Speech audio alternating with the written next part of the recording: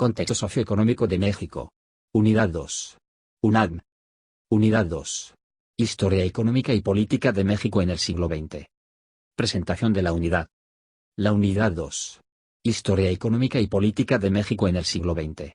Tiene por objetivo reconocer el desarrollo económico y político de México en el siglo XX para conocer su crecimiento económico estructural y la conformación del Estado mexicano a través de la revisión de las características particulares que conforman cada proceso histórico, por lo que se estudiará la realidad social histórica en la que estamos inmersos, lo que te permitirá entender los cambios en el comportamiento de la estructura económica, procesos históricos y problemáticas de nuestro presente como país. Por lo anterior, es fundamental dar seguimiento al desarrollo de las fuerzas productivas del país y la política económica de Estado, así como las fuerzas políticas que conforman el Estado mexicano, a través de 4 procesos históricos. A. Revolución Mexicana 1910-1920. B. Reconstrucción Nacional 1920-1940. C. Políticas económicas de desarrollo. D. Institucionalización del Estado mexicano. Propósitos. Identificar las fuerzas políticas, su programa y estrategia durante la Revolución Mexicana de 1910-1917. Reconocer la estrategia de institucionalización de la revolución a través del sistema de partido único. Identificar las causas y consecuencias de la política económica que permitió la industrialización del país. Competencia. Reconocer el desarrollo económico y político de México en el siglo XX para conocer su crecimiento económico estructural y la conformación del Estado mexicano a través de la revisión de las características particulares que conforman cada proceso histórico. 2.1. Revolución Mexicana, 1910-1920. La Revolución Mexicana, 1910-1920, fue un proceso histórico que generó modificaciones estructurales sin precedentes para la historia de nuestro país. Hoy en día es necesario entender las causas y consecuencias que le dieron origen y su desenlace, puesto que sigue siendo referente para la construcción de identidad nacional, además de ser un episodio histórico de la historia del siglo XX, que junto con la Primera Guerra Mundial, 1914-1919, y la Revolución Rusa, 1917, son coordenadas históricas que permiten explicar nuestro presente. 2.1.1. Contexto económico histórico del país hasta el Porfiriato. Las condiciones políticas y el comportamiento de la economía durante el siglo XIX mexicano estuvieran marcadas por las relaciones políticas y sociales heredadas de la época virreinal, es decir, con reducidas fuerzas productivas de crecimiento económico. Durante el México independiente, 1821-1888, se generó un estancamiento de las fuerzas productivas de la economía nacional o interna, principalmente por el carácter destructivo de la guerra de independencia y la inestabilidad política, más de 50 años de vida independiente, en 50 gobiernos. Otros elementos que le restaron fuerza a la organización de la vida productiva fueron la guerra contra Francia y otra con los Estados Unidos de América. Uno de los factores que, a finales del siglo XIX, restaron condiciones a la creación de un mercado interno sostenido fue el bandolerismo que atentaba contra la estabilidad de algunos sectores comerciales, tanto a comerciantes o distribuidores de mercancías como a quienes demandaban tales mercancías, así como el control del sector agrario por cacicazgo y terratenientes que no permitieron el impacto social del crecimiento. Durante el Porfiriato se generó un fenómeno económico de crecimiento lento, pero sostenido, con un eje centralizador basado en el poder político expresado en el caudillo, sujeto tal que impregnaba confianza a los inversionistas que darían forma a la oligarquía de finales del siglo XIX e inicios del XX. Esta característica del gobierno mantuvo y estabilizó la inversión privada principalmente norteamericana, inglesa y francesa. Este gobierno hizo uso de una especie de política conciliadora entre las fuerzas internas o crecientes en la oligarquía de los científicos y externas emanadas principalmente de los importantes centros mercantiles internacionales. Durante este gobierno, específicamente en 1884, como resultado de la fusión del Banco Nacional Mexicano, de capital francés, y el Banco Mercantil Mexicano, de capitales mexicanos y españoles, se fundaron el Banco Nacional de México. También en 1886 el Banco de Londres, México y Sudamérica, fundado en 1864, se transformó en el Banco de Londres y México, así como en 1888 el Banco Hipotecario Mexicano se transformó en Banco Internacional e Hipotecario de México. Estas fusiones y transformaciones de las instituciones bancarias permitieron una efectiva recuperación durante los episodios de devaluación y recesión a comienzos del siglo XX. La fiscalización de los gobiernos liberales, previos al Porfiriato, dan muestra del crecimiento económico lento y sostenido al cual nos referimos. Por ejemplo, en 1867 la tributación se encontraba, como desde tiempos coloniales, por medio de un sistema de alcabalas que con gran esfuerzo podría acumular 17 millones de pesos para la función pública. Para 1911 el sistema tributario se encontraba saneado por medio de cargos fiscales, con la eliminación de la alcabala y con la creación moderna de pagos de impuestos, dando por resultado una suma de ingresos que se encontraban alrededor de los 115 millones de pesos. La restauración de las operaciones monetarias, de la misma forma, logró regular la concentración de metales precios como oro, plata y su respectiva acuñación por parte de la Casa de Moneda de México, dándole mayor solidez a la circulación de metales y transacciones de carácter comercial o mercantil, tanto nacionales como extranjeros. La incorporación del papel moneda también aportó al control de la fuga de plata y oro, aunado al hecho de tener mayor supervisión en la emisión de moneda. Cabe mencionar que en 1905 la moneda de circulación básica era de plata y con la adherencia al patrón oro, del sistema monetario internacional, se vio deteriorado su precio y reducido a la mitad en comparación del dólar. Por una parte se fortalecía el control por parte del gobierno central y por otra se reducía su valor en su circulación. Respecto a los sectores productivos de la economía nacional, a continuación se señalan sus principales características. El sector agrícola tuvo un ligero crecimiento, ya que se encontraba con muy baja industrialización, debido a la escasa aplicación de innovadores sistemas o mecanismos productivos dado el hecho de una mínima incorporación e importación de tecnología y técnicas que aceleraran tales procesos productivos, aunado al hecho de no haber sectores sociales o gremiales de esta rama que estuviesen organizados como para poder llevar a cabo un proyecto de financiamiento, ya sea con capital nacional o extranjero. Quienes lo estaban formaban parte del gobierno y eran parte de la oligarquía. El sector industrial experimentó, de la misma forma, un ligero crecimiento pero con varias innovaciones, lateralmente vinculado al crecimiento demográfico nacional y al aumento de la demanda en el exterior de materias primas. De hecho suele considerarse un periodo de crecimiento del mercado nacional a partir de la extensión del sistema de comunicaciones y transportes. Las ramas de manufacturas de mayor crecimiento fueron la textil, la de bebidas, calzado, tabaco y conservas. Además de las nuevas industrias como la del cemento, la química y el hierro. La producción de metales preciosos, oro y plata, obtuvo un crecimiento histórico en 1910, puesto que constituyó la mitad de las exportaciones. También los metales industriales como el plomo, cobre y zinc se abrieron camino en la economía. Aunado al hecho de que la explotación del petróleo se inicia en 1900. Los factores de crecimiento económico, lento y pero sostenido, se pueden explicar de la siguiente manera. El comportamiento de la expansión comercial del mercado interno fue generado por 1. El crecimiento demográfico. 2. La ampliación en el sistema de transportes. 3. La eliminación del sistema tributario sobre la base de las alcabalas y un sistema tributario con mayor recaudación, dando por resultado el fortalecimiento de las finanzas públicas. El crecimiento del comercio exterior es generado por 1. La demanda internacional de materias primas. 2. Mejores precios en las exportaciones de materias primas. Y 3. Aumento en la demanda interna, principalmente de bienes de capital. La reapertura del crédito externo fue favorable por la renegociación de la deuda externa con una reducción de 13 a 4 millones de libras. Aunque para 1911 la deuda ascendió a 31 millones de libras, este será uno de los factores que definirá parte de la creación del Banco de México. La ampliación del sistema bancario de la época favoreció a empresas e inversionistas privados y la reestructuración de la regulación monetaria aportaron a la realización de actividades comerciales y el flujo de capitales al interior del territorio nacional. Tales elementos favorecieron el incremento de la inversión extranjera. Los efectos, en términos económicos, con el episodio de la Revolución Mexicana y su fase armada dieron por resultante la afectación del sistema económico construido por la oligarquía de los científicos, principalmente por 1. Los diversos préstamos forzosos a fuerzas económicas extranjeras, principalmente al gobierno norteamericano, de parte de los revolucionarios, así como del gobierno mismo, lo cual condujo a la descapitalización y al aumento de la deuda externa. 2. El desorden en la emisión de papel moneda se hizo presente de manera más evidente y problemática durante la fase armada, y, con ello, 3. La incotación de bancos. Sin mencionar los innumerables destrozos materiales.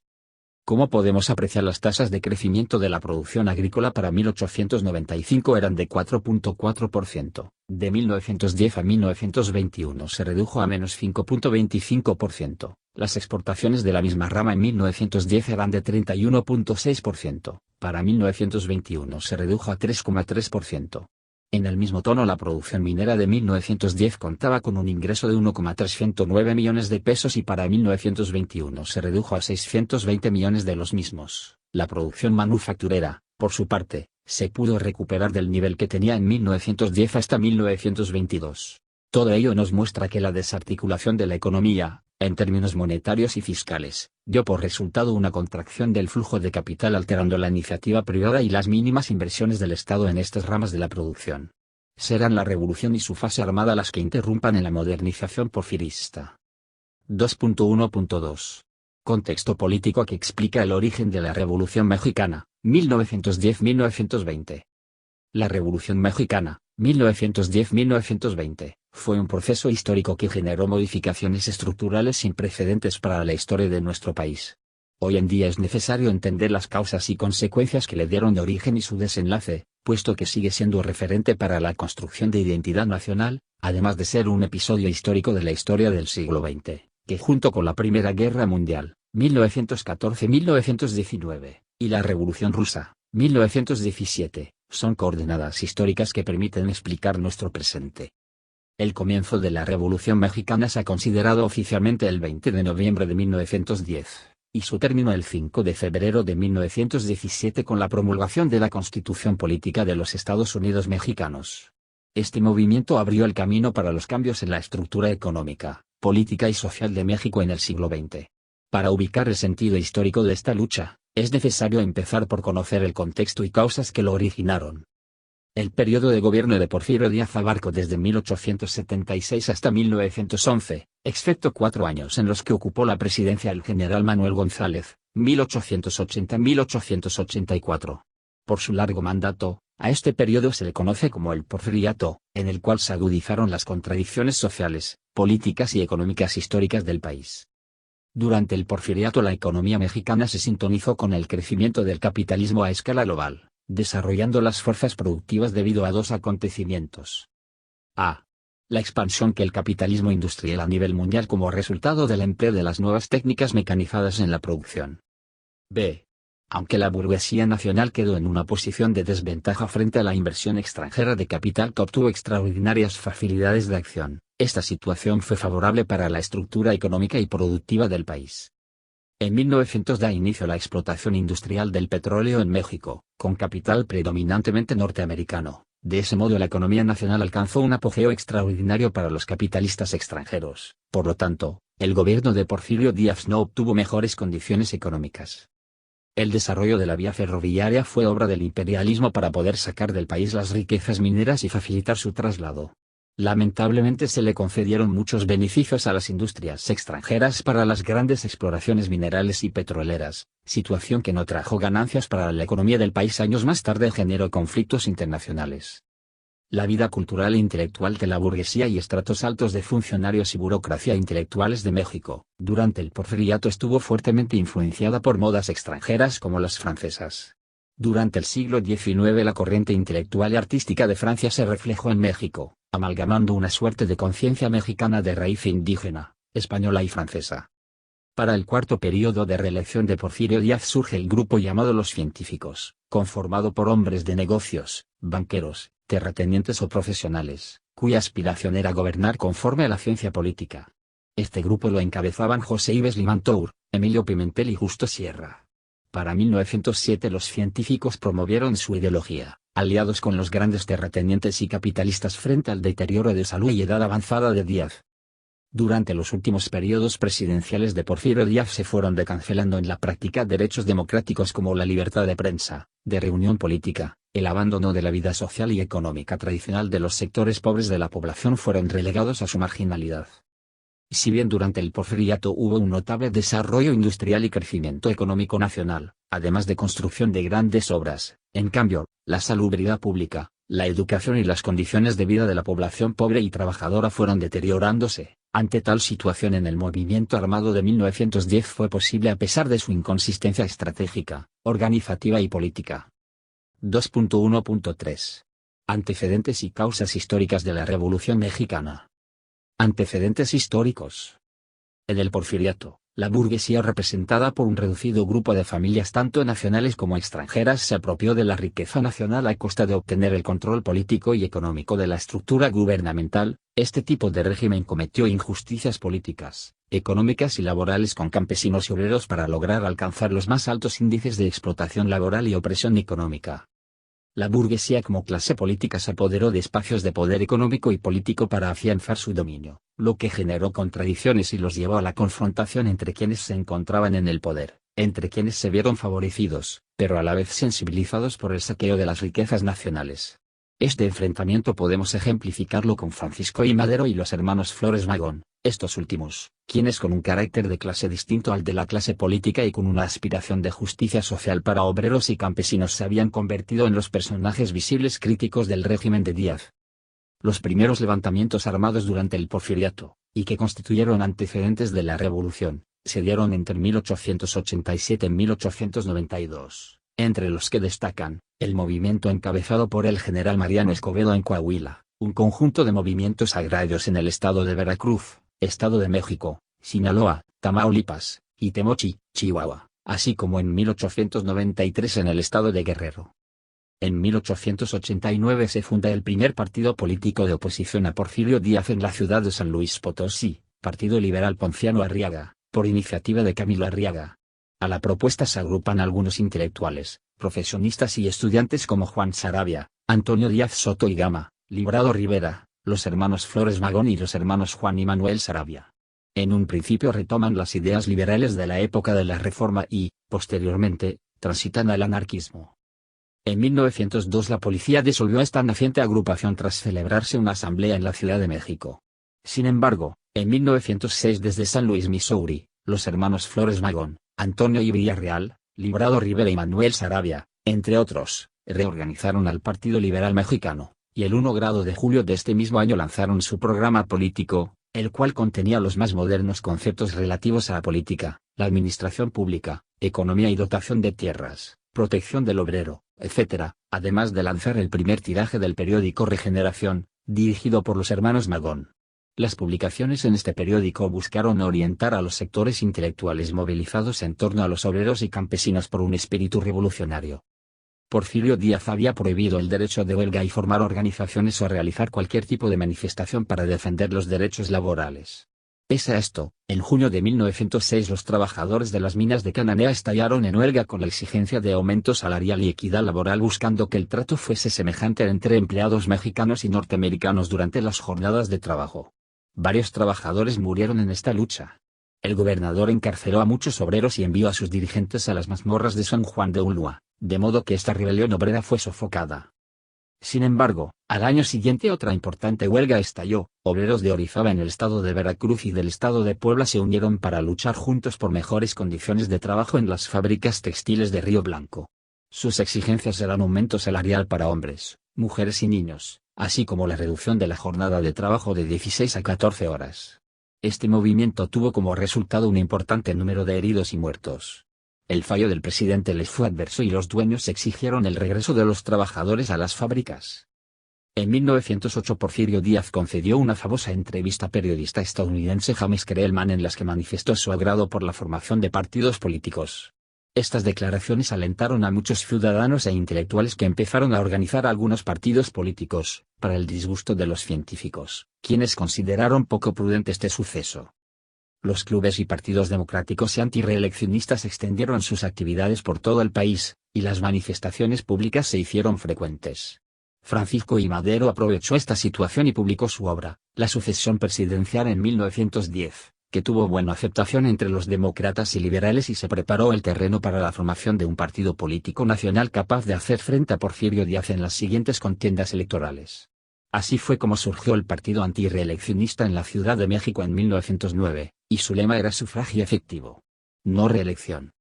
Poco antes de las elecciones de 1910, bajo el cargo de haber cometido una falta a un presidente Porfirio Díaz, Francisco I. Madero es encarcelado en Monterrey. En realidad se trataba de invalidar legalmente su candidatura. Es conducido a San Luis Potosí y Porfirio Díaz es reelecto una vez más como presidente de México, apoyado por los científicos.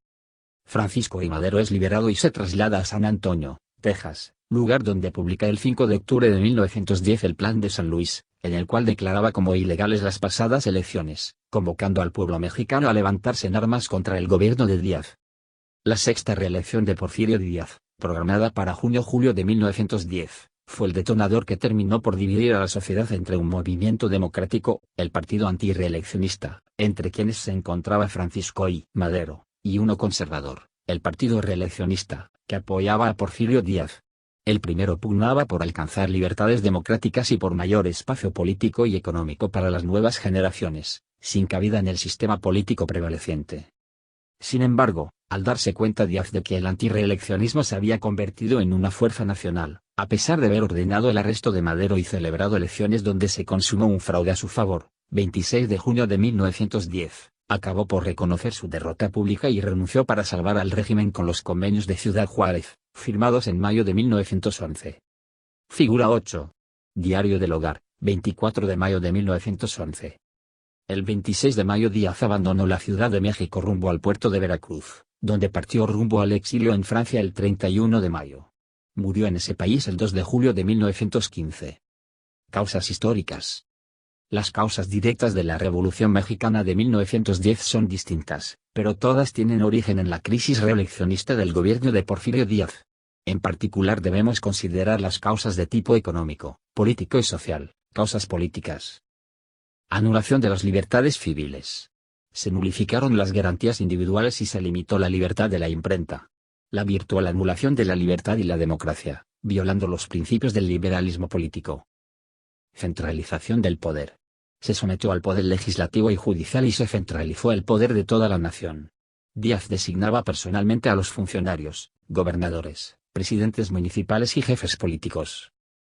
Creación del Partido de los Científicos. Apoyó la creación de este partido con fines de seguir en el poder. Causas económicas. Hegemonía de los intereses capitalistas extranjeros. Tuvo lugar la penetración de capitales extranjeros dedicados exclusivamente a la explotación de los recursos naturales, minería, extracción de hidrocarburos, etc., con lo cual la economía dependía de los intereses de los capitales europeos y norteamericanos que invirtieron en nuestro país, recibiendo protección por parte del gobierno y descuidando los intereses de los pequeños capitalistas nacionales. El latifundismo. Un reducido número de latifundistas se adueñó de casi toda la propiedad territorial de México, mientras que más de 1 millón de campesinos se convirtieron automáticamente en peones de las haciendas. El hacendismo. Las desventajas que la gran propiedad rural ejerció sobre las pequeñas propiedades ocasionó la permanente absorción de la pequeña propiedad agraria por la grande. Sistemas primitivos de explotación de la tierra, uso de coas y arados de madera. Causas sociales. La estratificación social. Durante este periodo la sociedad mexicana estuvo prácticamente dividida en varias clases de acuerdo con el nivel económico y el origen de cada una de ellas: la clase alta, aristocracia; la clase media, conformada por pequeños comerciantes y, finalmente, la formada en su mayoría por los campesinos y los trabajadores. Los movimientos obreros y campesinos, entre los que destacan las huelgas de Cananea y Río Blanco. La ausencia de una ley laboral que protegiera al trabajador y la prohibición de huelgas. La Ley de Baldíos de 1883, las obras de las compañías deslinadoras y la política de Porfirio Díaz, transformaron al campesino en peón asalariado, obligándolo a comprar en las tiendas de raya y despojándolos de sus tierras. 2.1.4. Principales grupos y actores de la Revolución Mexicana. 1. Francisco I. Madero y el Partido Antirreeleccionista. Empresario y político, publicó en 1908 su obra La sucesión presidencial en 1910. La cual tuvo buena aceptación por parte de los políticos demócratas. A partir de este momento preparó el terreno para la formación de un partido político nacional capaz de hacer frente al régimen de Porfirio Díaz. Por resultado obtuvo la construcción del Partido Nacional Antirreeleccionista, PNA, que fue fundado en la Ciudad de México en 1909 bajo el lema sufragio efectivo. No reelección. Previo a la contienda electoral en 1910. Bajo el cargo de conato de rebelión y ultraje a las autoridades, Madero fue detenido por el gobierno de Díaz con el objetivo de no tener competidores a la presidencia, mismas que volvía a ganar. Madero desde San Antonio, Texas, publica el 5 de octubre de 1910 el Manifiesto a la Nación, mejor conocido como el Plan de San Luis Potosí, en el cual declaraba como ilegales las pasadas elecciones, así como la necesidad de retirar del poder a Porfirio Díaz entre otras demandas de relevancia para el grueso de la sociedad mexicana. 2. El movimiento campesino en el estado de Morelos. Debido a que los recursos naturales del estado de Morelos facilitaban la producción azucarera, se incrementaron los latifundios asociados a esta actividad, para la que se requiere de una considerable extensión de la tierra. Cuando el Plan de San Luis Potosí fue conocido en el sureste mexicano, la demanda del artículo 3 de este plan, relativa a la abolición de la ley de desamortización de terrenos y baldíos, con la cual los campesinos más pobres perdieron sus tierras, se sintieron incluidos en la lucha de Madero. Por lo tanto, decidieron integrarse a la rebelión de los sectores opositores a Díaz y pelear sus derechos mediante el movimiento armado. 3 líderes agrarios se levantaron en contra del gobierno: Gabriel Tepepa, Pablo Torres Burgos y Emiliano Zapata. 3. Movimiento sociopolítico en la zona norte y centro del país. Durante la etapa colonial, gran parte del periodo independiente, la zona norte se había mantenido prácticamente autónoma en lo político y económico. El régimen porfirista puso fin a las distintas condiciones de explotación de la tierra para poder obtener mayor control político y económico. El sector productivo agrario mantenía una diversidad de condiciones y relaciones de propiedad de la tierra. Dentro de las características del campesinado encontramos las siguientes formas de producción en las regiones. También otros sectores productivos tuvieron modificaciones en su organización e influencia en el movimiento revolucionario. Campesinos libres, de antiguas colonias militares. Al avanzar el porfiriato, la amenaza de los apaches dejó de existir y la zona fronteriza se tornó más tranquila. En consecuencia, el gobierno ya no necesitaba de la ayuda militar de los campesinos libres, y exigía la expropiación de la tierra que con tanto esfuerzo habían hecho producir.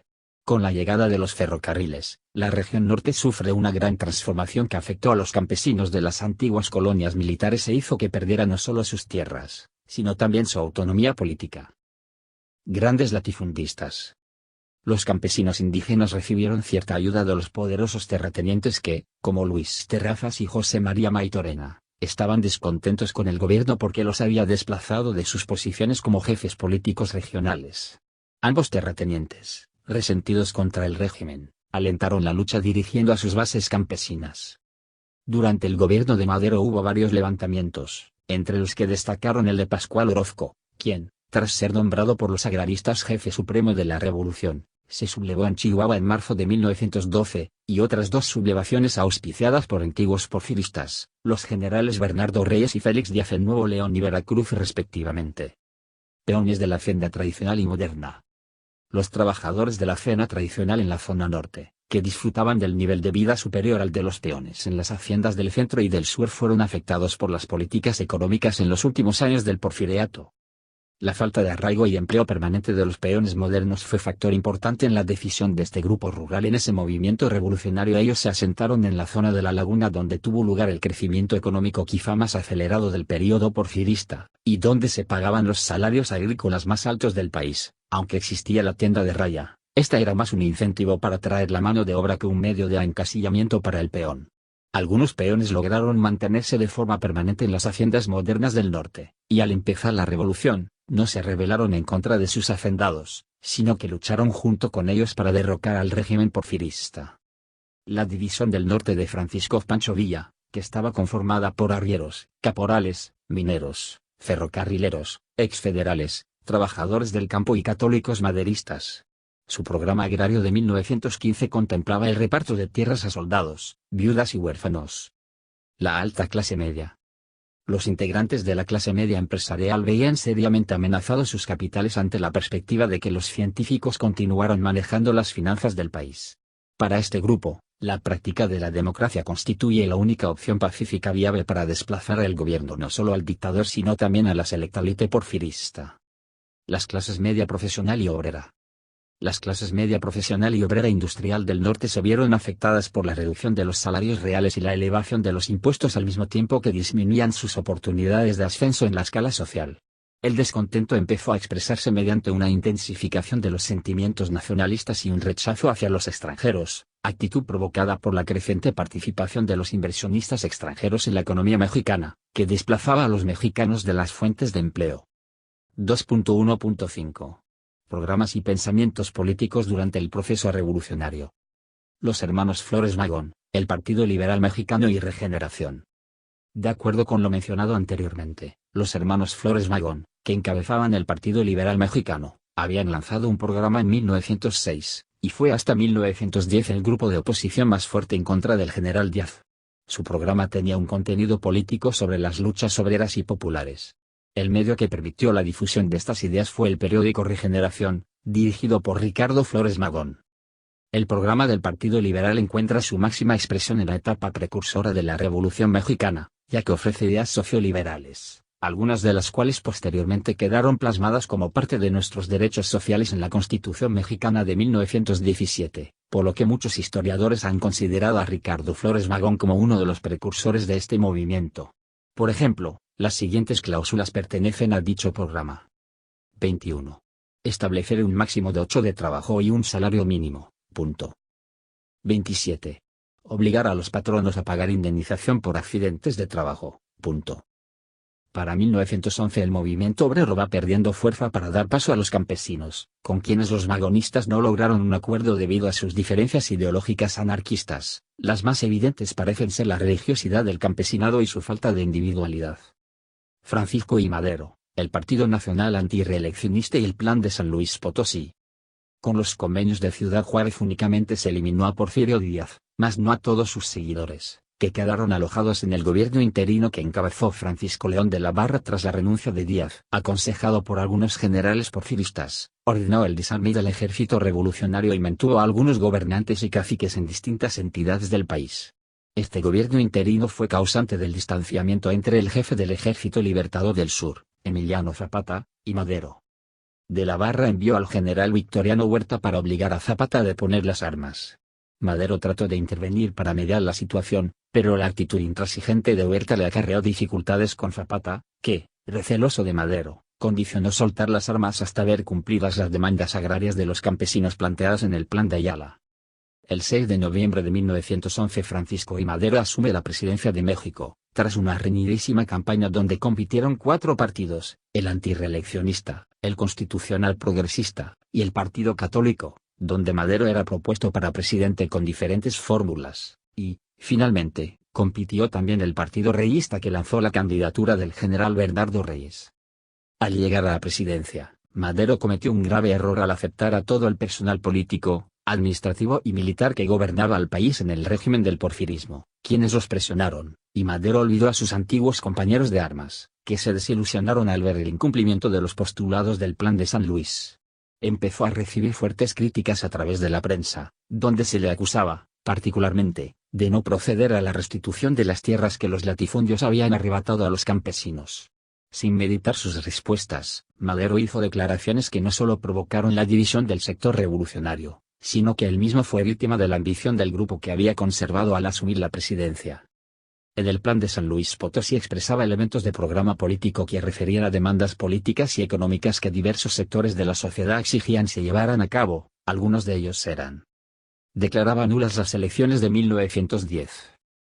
Desconocía el gobierno de Porfirio Díaz y su autoridad. Exigía el sufragio efectivo y la no reelección. Exigía mejorar la administración pública. Buscaba la restitución de las tierras a sus antiguos propietarios. En su mayoría, comunidades indígenas. Pretendía iniciar la insurrección armada en contra del régimen opresor el 20 de noviembre de 1910, a las 6 de la tarde. Emiliano Zapata, el movimiento campesino del sureste del país y el Plan de Ayala. Emiliano Zapata es uno de los líderes más importantes y más popular de la Revolución Mexicana.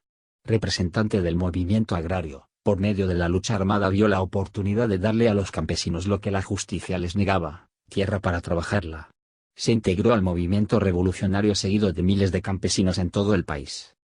Al triunfo de Madero en 1910, los hacendados morelenses conjuraron contra Zapata, haciendo creer al gobierno de la Barra que era un bandido rebelde a la autoridad. El gobierno le ordenó entregar las armas y Zapata se negó a obedecer, argumentando que no se habían cumplido las promesas agrarias.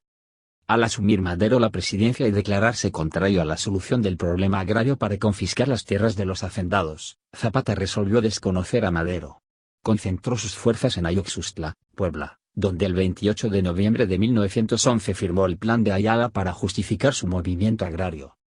El plan desconocía a Madero como jefe de la revolución y como presidente de la República, reconocía a Pascual Orozco, pero de no aceptar el propio Zapata dirigiría el movimiento. Ratificó la adhesión al Plan de San Luis, pero con algunas modificaciones relativas a la restitución de tierras a los pueblos que hubieran sido despojados de ellas, y a la expropiación de las mismas, previa indemnización, para ser otorgadas a los campesinos y fomentar el progreso y el bienestar de los mexicanos.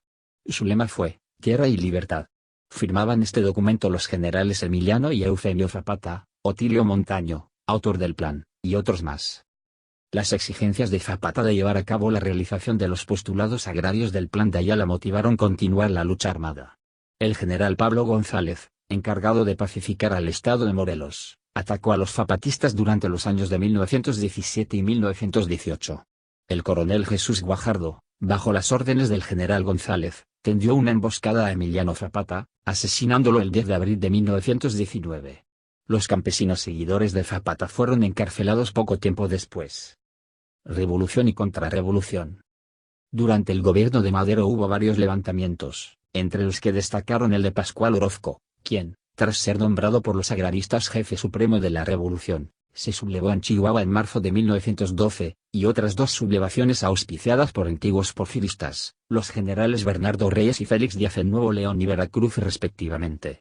Para someter los levantamientos, Madero nombró como ministro de guerra a Victoriano Huerta, quien actuó con fuerza en contra de numerosos campesinos.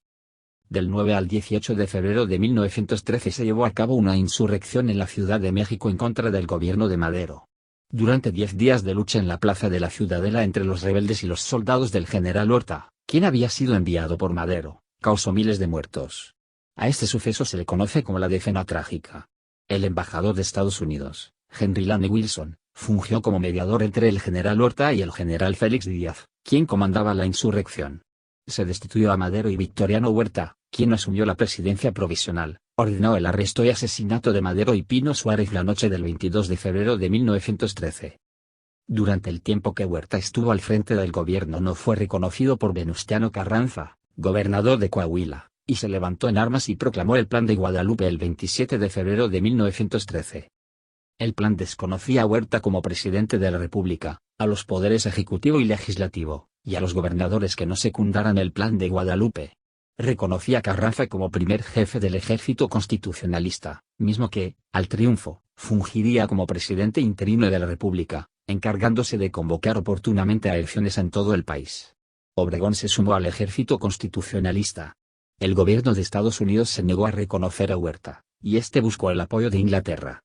Estados Unidos decidió bloquear el puerto de Veracruz el 21 de abril de 1914 después de algunas victorias como la toma de Zacatecas y Torreón por el ejército de la División del Norte, encabezado por Villa, así como los del general Obregón, entre los que se encontraban la ocupación Guadalajara, Colima, Tepic y Culiacán. Huerta comprendió que era imposible resistirse y presentó su renuncia el 15 de julio de 1914. Dejó el mando al licenciado Francisco S. Carvajal, quien duró un mes en el poder. Con el Tratado de Teolocuyan se acordó la rendición de la capital y la disolución del Ejército Federal. El 15 de agosto de 1914 las tropas constitucionalistas hicieron su entrada a la Ciudad de México. Al llegar a México, Carranza asumió el poder ejecutivo, reorganizó el gabinete y, considerando que era necesario dialogar con los jefes revolucionarios, convocó a una convención. Carranza aceptó que ésta se llevará a cabo en Aguascalientes del 10 de octubre al 9 de noviembre de 1914, debido a la petición que hicieron los delegados de Villa y de Zapata. En esta convención se acordó que tanto Villa como Carranza se retiraran de la revolución, dejando a cargo de la presidencia a Eulalio Gutiérrez. Ninguno de los dos aceptó. Carranza desconoció los acuerdos de Aguascalientes y se dirigió al puerto de Veracruz. Los convencionistas ocuparon la Ciudad de México y Eulalio Gutiérrez integró su gabinete, nombrando a Villa como jefe del ejército convencionista. Zapata también llegó a la capital a apoyar a Gutiérrez. En el puerto de Veracruz, Carranza estableció la sede de su gobierno. Obregón lo apoyó y fue nombrado jefe de operaciones del ejército constitucionalista. Después de muchas cruentas batallas entre villistas y carrancistas durante los meses de 1915, y luego de la salida de los zapatistas de la Ciudad de México, Carranza abandonó Veracruz para establecer en la ciudad de Querétaro, la capital del país, el 1 de enero de 1916. Obregón fue designado ministro de guerra, con el cargo de gobernar la Ciudad de México también. El gobierno norteamericano reconoció a Carranza. La Revolución Mexicana fue eminentemente social, nació de protestas airadas contra el régimen de Porfirio Díaz, fueron brotando entre los distintos sectores sociales del país, y, al mismo tiempo, fueron surgiendo nuevas ideas que buscaban un cambio social. Entre las principales tendencias sociales de nuestra revolución podemos destacar las siguientes. Una distribución justa de la tierra y de los recursos naturales. 2. Un sistema político basado en la democracia. 3. Protección de los derechos de la clase obrera frente al poder del capital. 4. Una educación al servicio del pueblo, que supere la vida moral y cultural de la nación. 2.2 Reconstrucción nacional, 1920-1940. Al finalizar la revolución, los gobiernos emanados de esta, como el de Venustiano Carranza, 1917-1920, y Álvaro Obregón, 1920-1924, se vieron en la necesidad de reconstruir sobre las ruinas de la antigua sociedad una nueva que pudiera hacer realidad las demandas y exigencias de una sociedad que se desgarró en lo más profundo, buscando terminar con décadas de malos gobiernos. La necesidad de organizar a los sectores productivos y a las clases sociales resultantes del proceso revolucionario exigió del gobierno la tarea de ordenar la estructura de las instituciones y secretarías que forman parte orgánica del Estado. Esta nueva fase del proceso revolucionario comenzó con promulgación de la Constitución de 1917, a cargo del general Venustiano Carranza y se extendió hasta el término del gobierno del general Lázaro Cárdenas, permitiendo con ello, configurar un Estado particularmente caracterizado por el férreo control político y la búsqueda del crecimiento económico al interior de la nación. Con ello se inauguró un discurso ideológico que permitiera sostener su legitimidad para poder realizar sus objetivos. 2.2.1 Carranza y Obregón. Venustiano Carranza, 1917-1920. Tomó posesión el 1 de mayo de 1917, cuando todavía había mucha agitación por los villistas, zapatistas, seguidores de los generales Félix Díaz y Felipe Ángeles. Cuando Venustiano Carranza asumió la presidencia, procedió a celebrar un congreso encargado de redactar una nueva constitución política que incluyera los principios revolucionarios. El Congreso Constituyente fue convocado el 19 de septiembre de 1916 para efectuarse en la ciudad de Querétaro a partir del 1 de diciembre de ese mismo año. En la convocatoria se establecía que cada estado debería enviar a los diputados constituyentes que les correspondiera de acuerdo con la ley electoral que se dio para ese fin. El propio Carranza debería presentar un proyecto de constitución para ser revisado, discutido, modificado y aprobado de acuerdo con el criterio de los constituyentes. Con base en esa nueva constitución, Carranza convocaría luego a elecciones presidenciales y entregaría el poder a quien resultara electo. El proyecto de constitución presentado por Carranza modificaba muchos aspectos de la Constitución de 1857, pero conservaba la tendencia liberal y legalizaba las aspiraciones revolucionarias. Las discusiones para los artículos 3 grado, 27 y 123 fueron profundas e incluso violentas, pues la decisión de los radicales de mantener un punto de vista avanzado para la época chocó con la opinión de los moderados, considerándolo infalible. Después de este histórico debate, la Constitución fue promulgada el 5 de febrero de 1917. En resumen, esta Constitución tenía un contenido liberal democrático. Es decir, conservó los postulados democráticos de la Carta Magna de 1857, pero transformó parte de su doctrina liberal, que era de contenidos individualistas por una de intereses colectivos. Del gobierno de Carranza se puede resumir lo siguiente. Reorganizó la administración pública y trató de gobernar con apego a la ley. Fomentó el desarrollo de la ciencia y la industria, instalando talleres modernos y las escuelas de aviación, así como estaciones de telegrafía inalámbrica. Creó la deuda agraria para cumplir con lo dispuesto en el artículo 27, pero reprimió algunas demandas obreras. Regulación de la moneda. Creó la Confederación Regional Obrero Mexicana, CROM. Enfrentó la situación del estallido de la Primera Guerra Mundial y cedió a la presión de Estados Unidos para no aliarse a las potencias contrarias a este país, motivo por el cual fue reconocido como presidente de México. Favoreció la entrega de tierra a campesinos que, de acuerdo con ley agraria expedida desde el 6 de enero de 1915, ordenaba a los estados su entrega a través de los gobernadores o jefes militares como responsables de dicha repartición.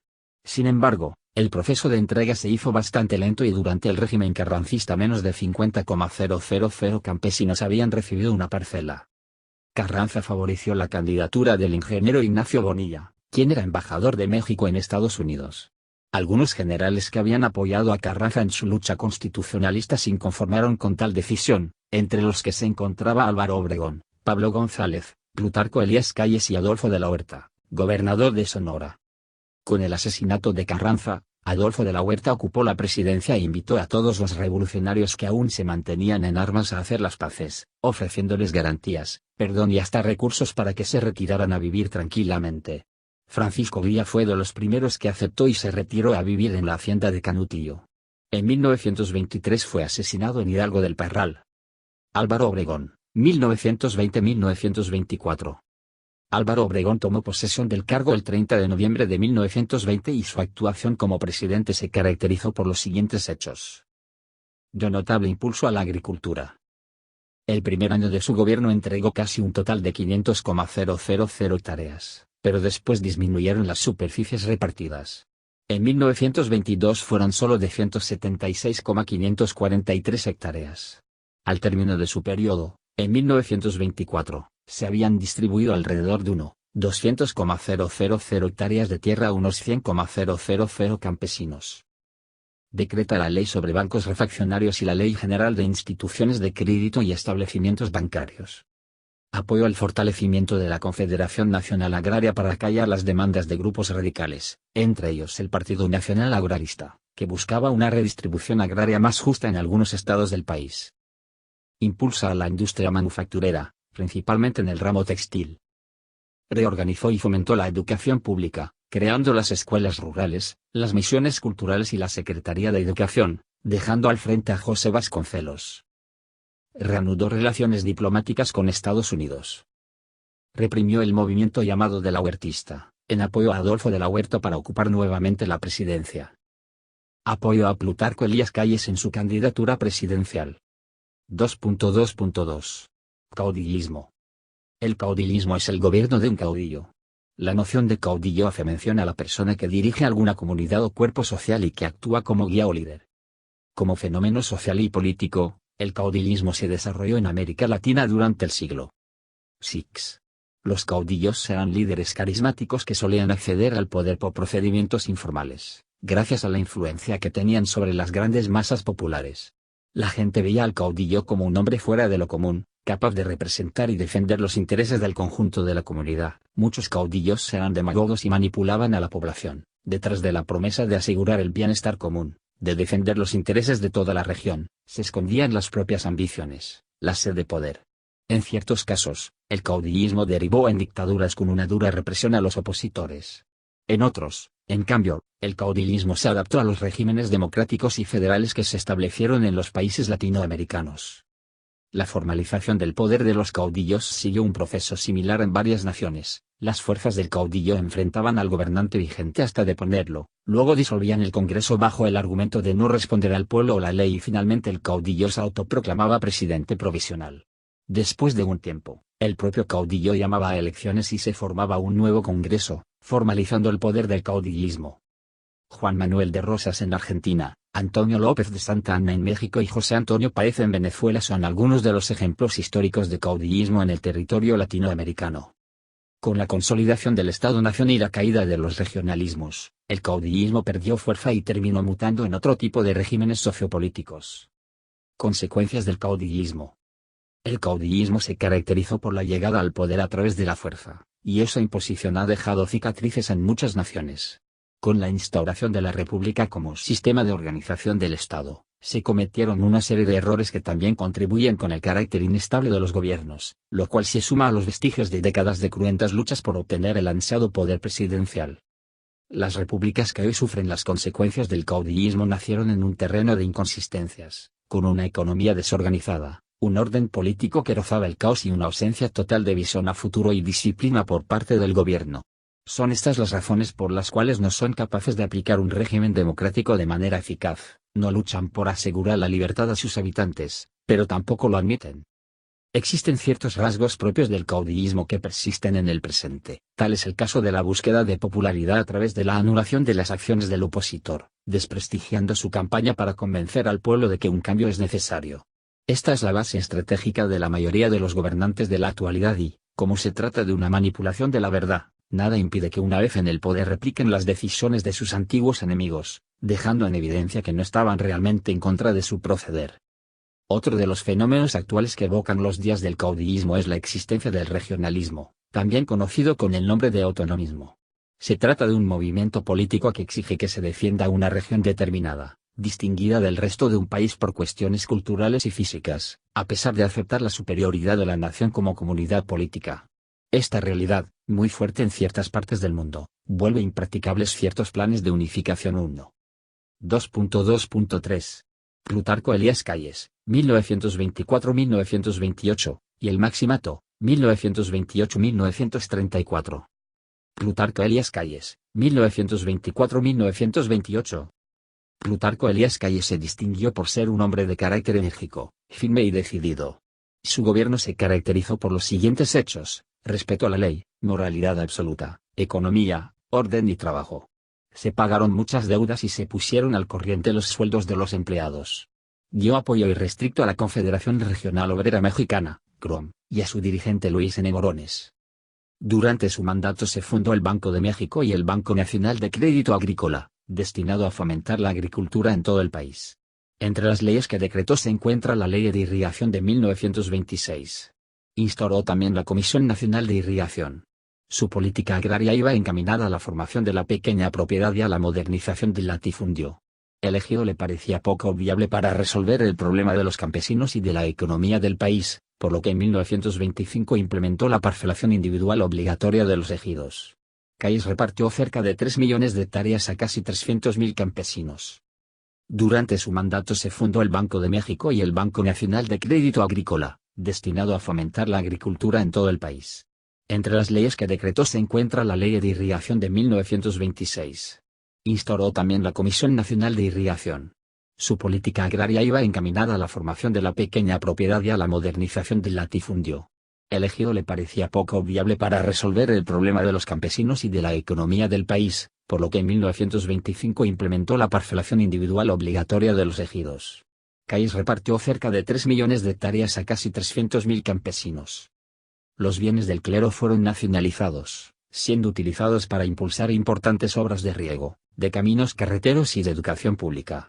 También se crearon la Escuela Nacional de Chapingo y la Escuela de Medicina Veterinaria. Reorganizó al ejército y mejoró sus condiciones. El colegio militar fue reestructurado al igual que las otras escuelas de enseñanza militar. Creó la Dirección General de Caminos y se construyeron carreteras mientras otras fueron ampliadas y mejoradas. En su periodo da inicio la primera línea aérea. Su política anticlerical ocasionó frecuentes levantamientos armados en el país, conocida como la Guerra Cristera, que duró de 1926 a 1929. En su política exterior tuvo constantes tensiones con el gobierno norteamericano en sus 2 primeros años de mandato. A partir de la firma de los Tratados de Bucareli, que el gobierno de Obregón realizó con Estados Unidos como condición para su reconocimiento, el 26 de febrero de 1924, donde se garantizara los derechos de propiedad de los estadounidenses radicados en México y de sus compañías petroleras en territorio mexicano. Las relaciones diplomáticas con Estados Unidos habían sido suspendidas durante el gobierno de Carranza por considerar que el artículo 27º de la Constitución recientemente aprobada lesionaba los intereses norteamericanos en México. Obregón envió a Washington a De la Huerta, quien era ministro de Hacienda y Crédito Público, a convenir su reconocimiento. Se elaboraron algunos convenios que fueron reconocidos por Obregón y firmados en el edificio que ocupa hasta hoy la Secretaría de Gobernación, en la calle de Bucareli, para dar forma legal a los tratados que llevan su nombre. En síntesis, los tratados de Bucareli comprenden 2 puntos fundamentales. Reanudación de las relaciones diplomáticas entre Estados Unidos y México, y b. salvaguardar los derechos de propiedad de los norteamericanos. Estos acuerdos concluyeron cuando Plutarco Elías Calles los rechazó tras asumir la presidencia en diciembre de 1924. Redactó una nueva ley sobre el petróleo que se apegaría estrictamente al artículo 27 constitucional, la cual fue promulgada en 1926. Al convocar a elecciones, Obregón quiso reelegirse, apoyado por Calles, lo que ocasionó nuevos enfrentamientos con los generales Francisco Serrano y Arnulfo R. Gómez, quienes fueron fusilados por el gobierno caísta. Obregón resultó reelecto, pero antes de rendir protesta fue asesinado por José de León Toral. El Congreso de la Unión designó como presidente interino al licenciado Emilio Portes Gil.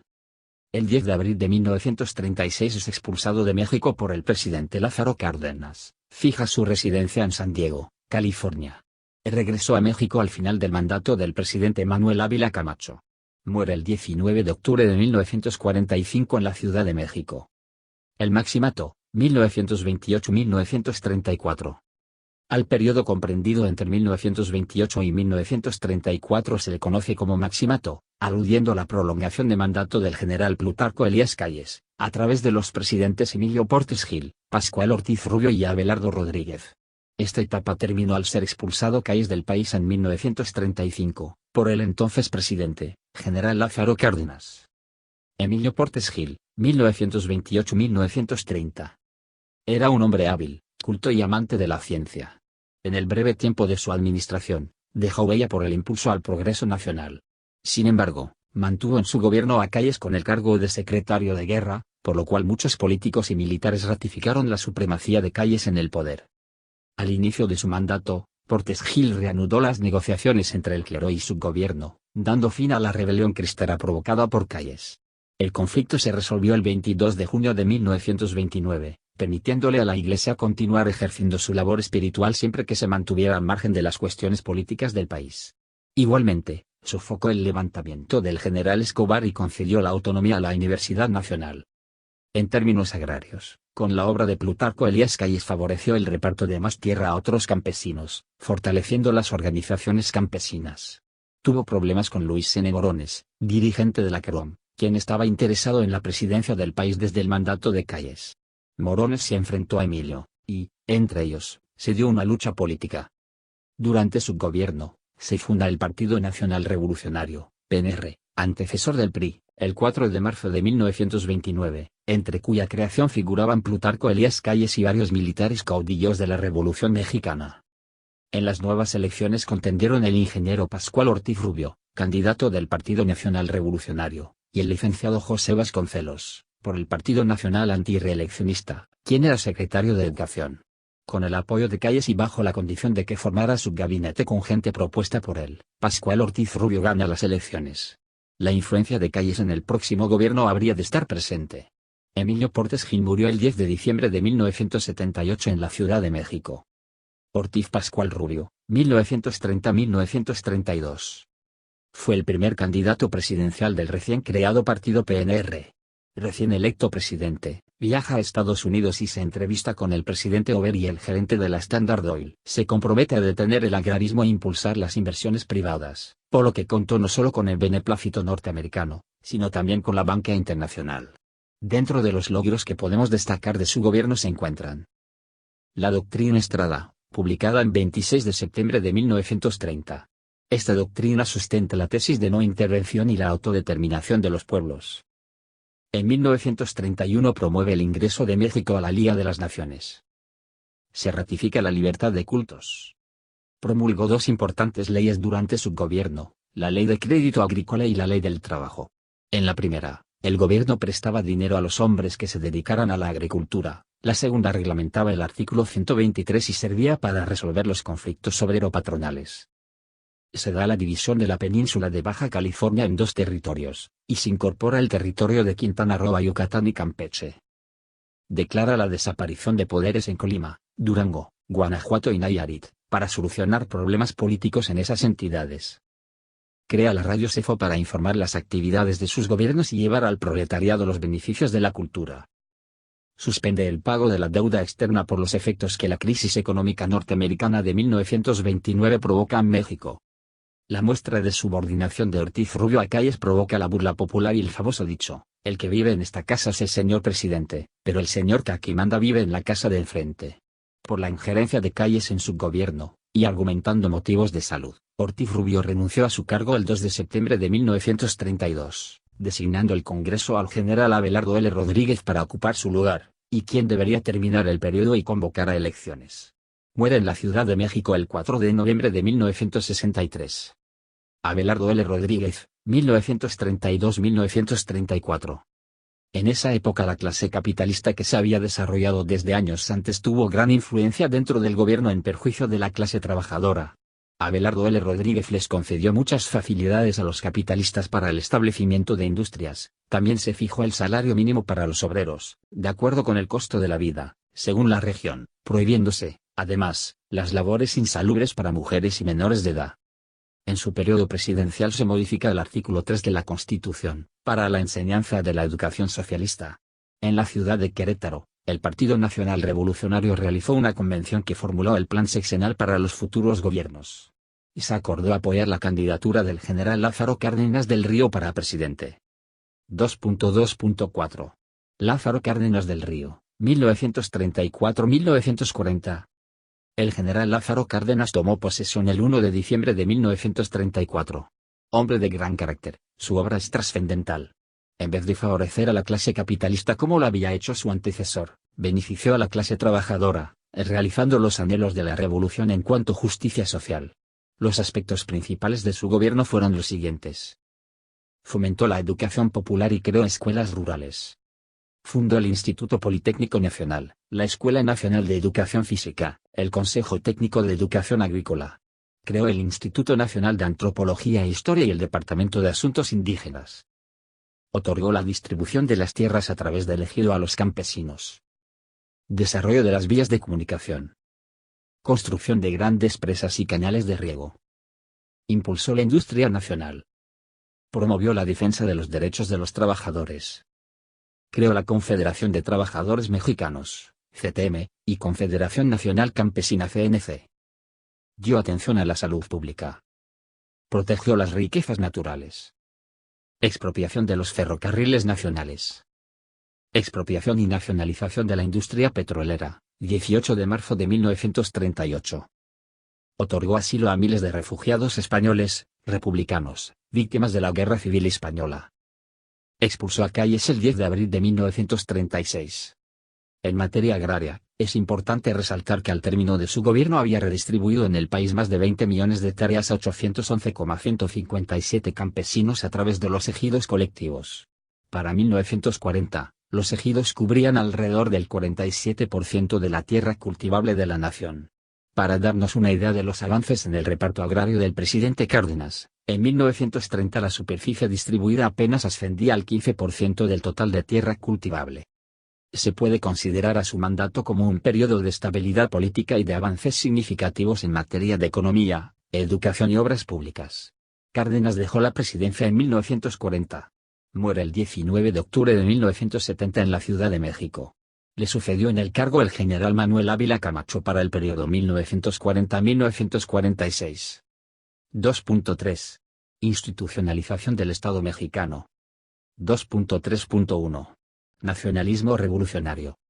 A raíz de la ideología que se estructuró en torno a la Revolución Mexicana, la Constitución Política de 1917 representó la primera carta magna en la historia humana que plasma las garantías sociales de los sectores populares y que crea y define la tutela del Estado sobre los derechos de los trabajadores. Ello representó una forma histórica de distribución de la riqueza al estipular un salario mínimo y al colocar los cimientos de un sistema de seguridad social.